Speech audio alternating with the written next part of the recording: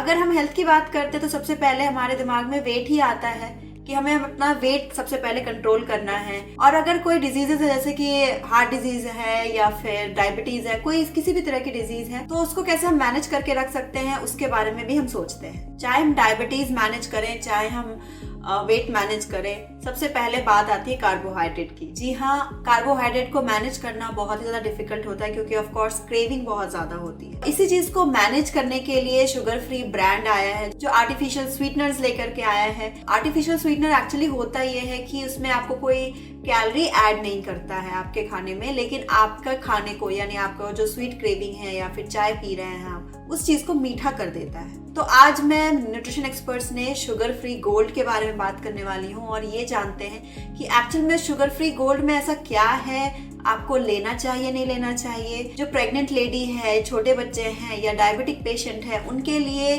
Sugar free gold क्या काम करेगा, उनके लिए सेफ है कि नहीं है, इन सब चीजों को अगर आप जानना चाहते हैं तो इस वीडियो को अंत तक जरूर देखें। मेरे चैनल को सब्सक्राइब करना भी ना भूलें। अगर आप पैक के पीछे देख रहे होंगे तो वहां लिखा है कैलोरी 240, यानी कि ये बता रहा है कि आप एक दिन में चीनी से बस 240 किलो कैलोरी लेते हैं। और यही चीज अगर शुगर फ्री के जो वेरिएंट है बेसिकली उसमें देखेंगे तो उसमें 300 लिखा हुआ है। एक ही कंपनी है शुगर फ्री और उसके डिफरेंट वेरिएंट में अलग अलग इन्फॉर्मेशन दी हुई है, तो ये थोड़ा सा मिसमैच है। वैसे भी यहाँ पे जो लिखा हुआ है कि 240 किलो कैलोरी आप लेते हैं चीनी से एक दिन में, दिस इज मिसलीडिंग। क्योंकि अगर आप 4 बार चाय पिए, उसमें 2-2 चम्मच चीनी डाल के पिए, बहुत सारे चीनी आप एक्स्ट्रा अलग से भी खाएंगे 4-5 चम्मच, तब जाकर के कहीं से 240 किलो कैलोरी आपका होगा, जो जनरली हम लोग नहीं करते हैं। और ICMR का रिकमेंडेशन अगर आप देखते हैं तो आपको 20 से 25 ग्राम चीनी यानी कि 4 से 5 चम्मच चीनी डेली खाना चाहिए। अगर आप नॉर्मल हैं यानी कि हेल्दी हैं तो आपको जरूरत ही नहीं है इससे ज्यादा चीनी लेने की। अगर आप इसी को मेंटेन करके रखते हैं तो ना तो आपको मोटापा होने वाला है, ना आपको डायबिटीज। तो यहाँ पे जो ये कैलोरी दिखाया गया बेसिकली एक मार्केटिंग स्ट्रेटेजी है। अब बात करते हैं इंग्रेडिएंट्स की कि इसमें ऐसा क्या मिलाया गया है, आपके लिए हेल्दी है या नहीं है। गोल्ड में बल्किंग एजेंट मिलाया गया है लैक्टोज नाम का। जी हाँ, और लैक्टोज एक तरह का चीनी है जो मिल्क में भी पाया जाता है। जो दूध का जो मीठापन आपको लगता है अगर दूध मीठा है तो लैक्टोज की वजह से ही होता है। बहुत लोग लैक्टोज से इंटॉलरेंट होते हैं, दूध नहीं पचा पाते हैं, तो अगर ऐसे कोई हैं तो प्लीज आप इस प्रोडक्ट को अवॉइड करेंगे, आप नहीं लेंगे। लेकिन अगर आपको प्रॉब्लम नहीं है लैक्टोज से, आप इजीली पचा पाते हैं, तो it is good for you. Next ingredient की बात करते हैं। इसमें जो आर्टिफिशियल स्वीटनर मिलाया गया है उसका नाम है अस्पार्टेम। अस्पार्टेम एक तरह का एमिनो एसिड है, इसलिए अगर आप इसके न्यूट्रिटिव वैल्यू में देख रहे होंगे तो प्रोटीन में थोड़ा फ्रैक्शन ऑफ प्रोटीन आपको दिख रहा होगा। इट्स बिकॉज ऑफ ये अस्पार्टेम जो है एक तरह का एमिनो एसिड है। लेकिन अस्पार्टेम आपके बॉडी के लिए अच्छा नहीं होता है। बहुत सारे स्टडीज में ऐसा आया हुआ है कि जो अस्पार्टेम बहुत दिन से इस्तेमाल कर रहे हैं उसको कैंसर होने का रिस्क बहुत ज्यादा होता है। ब्रेन ट्यूमर हो गया या फिर डायबिटीज हो गया, मेटाबॉलिक डिसऑर्डर्स हो गए या फिर CVD हो गया यानी कार्डियोवास्कुलर डिजीजेस हो गए, किडनी और लिवर रिलेटेड प्रॉब्लम्स बहुत ही ज्यादा कॉमन देखा गया है जो अस्पार्टेम रेगुलरली इस्तेमाल करते हैं।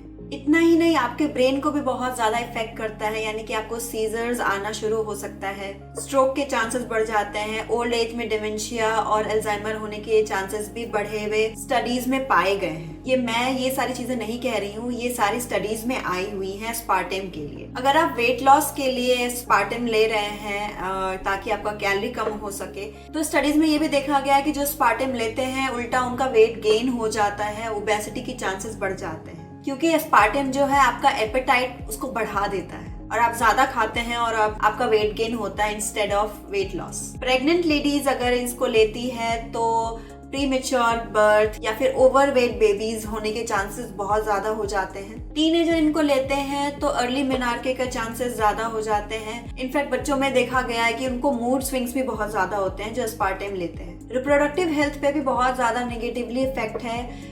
सबसे बड़ा इफेक्ट तो यही है कि स्पर्म डैमेज कर सकता है स्पार्टेम, यानी कि आप बॉडी के किसी भी पार्ट का नाम लीजिए, उस चीज को इफेक्ट कर रहा है स्पार्टेम। तो मैं यहाँ पे यही बोलूंगी कि जो प्रेग्नेंट लेडी है, छोटे बच्चे हैं, टीनेजर्स हैं, डायबिटिक पेशेंट है, वेट लॉस पे कोई है, इनमें से किसी को भी अस्पार्टेम नहीं लेना चाहिए। अब आप ये सोच रहे होंगे कि एक आध बार लेने में कोई फर्क नहीं पड़ता है, लेकिन स्टडीज में ये भी बताया गया है कि 6000 से भी ज्यादा जो मार्केट में प्रोडक्ट है उसमें अस्पार्टेम मिलता है। चाहे आप कोई सा भी डाइट कोक ले लीजिए, कोई भी डाइट सोडा ले लीजिए, केचप्स, जेलीज, कैंडीज, चॉकलेट्स, बहुत सारे ऐसे प्रोडक्ट्स हैं जिसमें आपको अस्पार्टेम मिलता है। एक न्यूट्रिशन एक्सपर्ट की माने तो हमें पिटिशन फाइल कर देनी चाहिए अस्पार्टेम को प्रोडक्ट्स में इस्तेमाल करने से। इससे बेटर सुक्रोलोज होता है जो एक तरह का स्वीटनर है, लेकिन it's a healthier option. Aspartame is very bad option for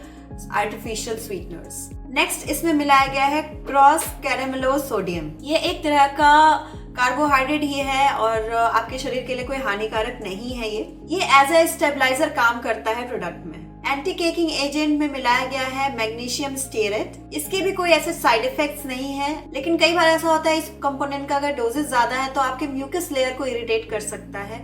anti caking agent silicon dioxide भी इसमें मिलाया गया है और इस एंटी केकिंग एजेंट को FDA की तरफ से अप्रूवल मिला हुआ है कि इट्स टोटली सेफ। इसमें जो स्टेबलाइजर मिलाया गया है वो है पॉलीविनाइल पायरेलोडोन।